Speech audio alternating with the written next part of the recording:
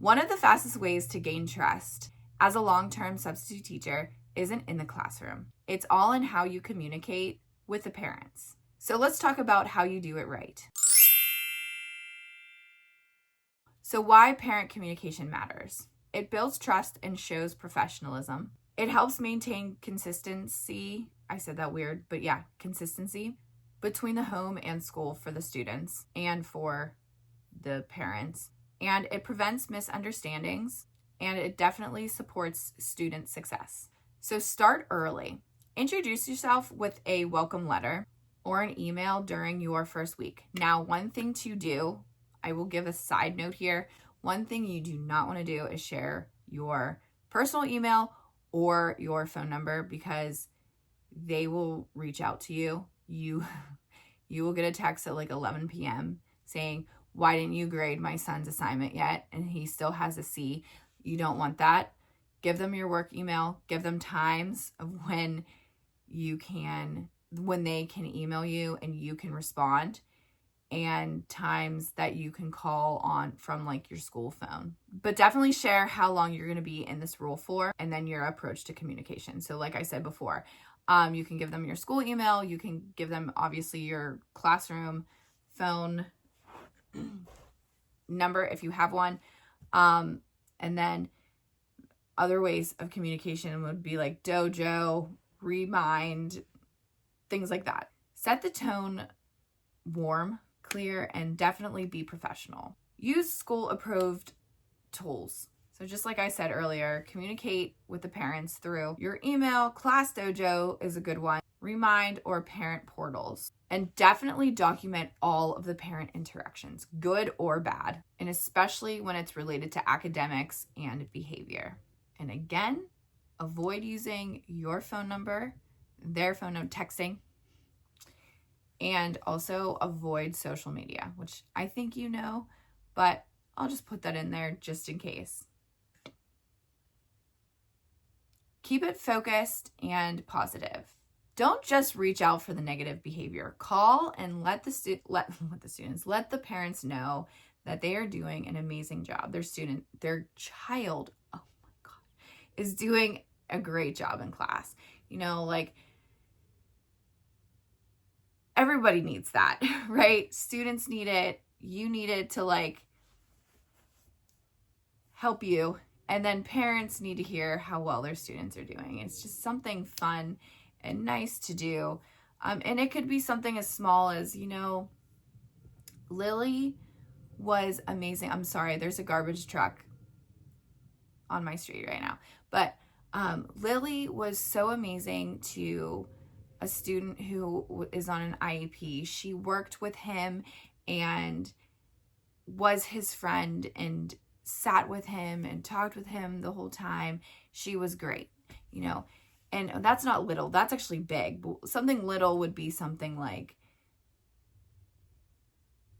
there's a lot of examples.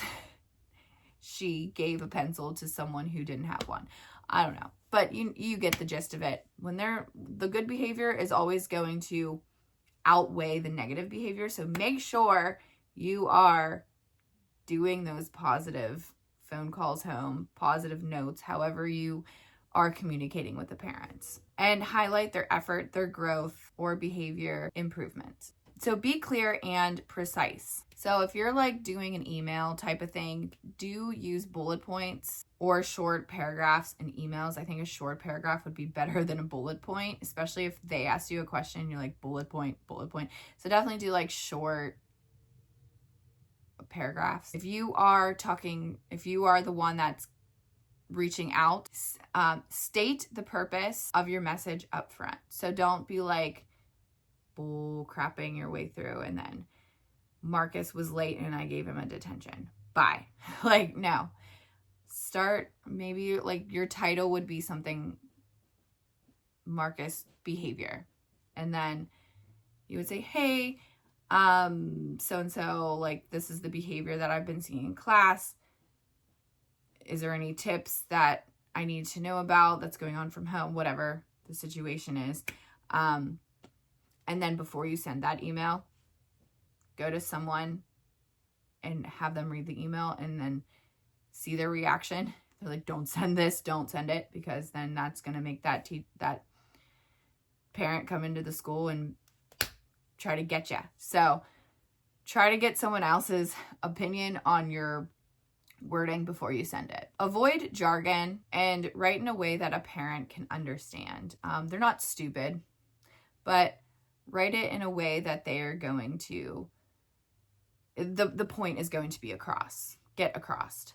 Oh, I can't talk. The point will get across. And I think my point is getting across to you as well. Stay professional with difficult conversations. Keep your emotions in check, even if a parent is upset. That's the hardest thing to do. I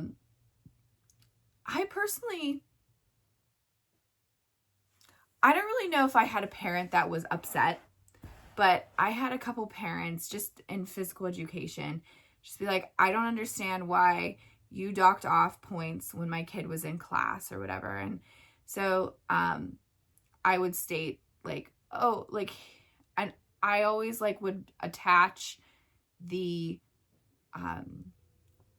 what's it called? The thing that you get in the beginning of the year. It's not a rubric, but it's like, it has rules. Anyways, I would attach that and say, so you have a great kid, whatever, and I enjoy having them in class. This is what's been happening. So a lot of the times for me, it would be, so a student has to be prepared. They get a shirt, they get shorts, they have to wear shorts or pants, and then they have to have tennis shoes on. If they don't have tennis shoes on, then that was if they don't have tennis shoes on, they're docked a point.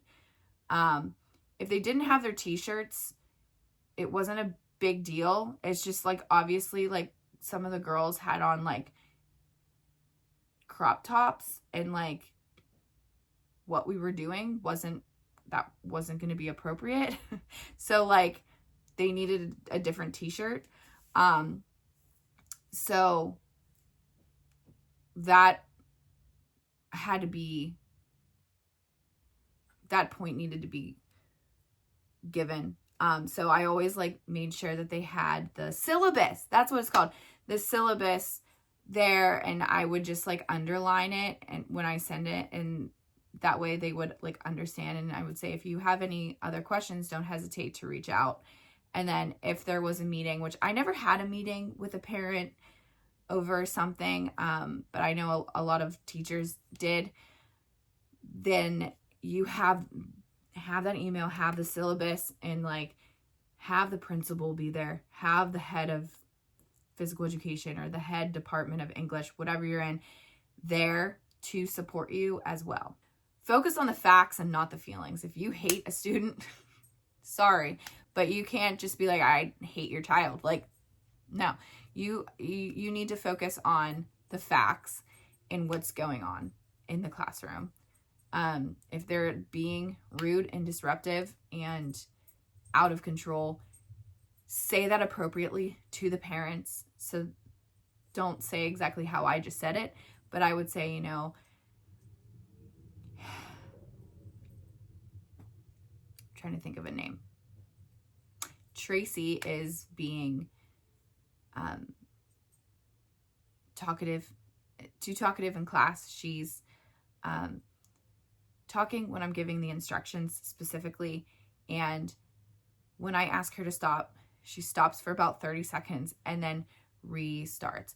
I've tried to move her seat. She's friends with everybody, so that really makes it hard because I just want her to stop talking when I'm talking, or something along those lines. Professional.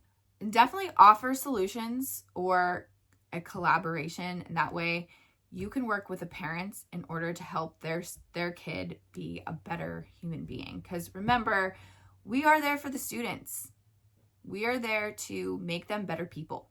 So if you are able to collaborate with a parent to help their student succeed in any way you can, do it. The closing tip is to be human. I will say that parents do appreciate empathy. Just let them know, please let them know that you do care for their child. That's all they really want. They want their child to be cared about, safe, and loved. Everyone wants to feel loved. A little grace and understanding goes a long way. Even though you are there temporarily, you are making an impact that is everlasting.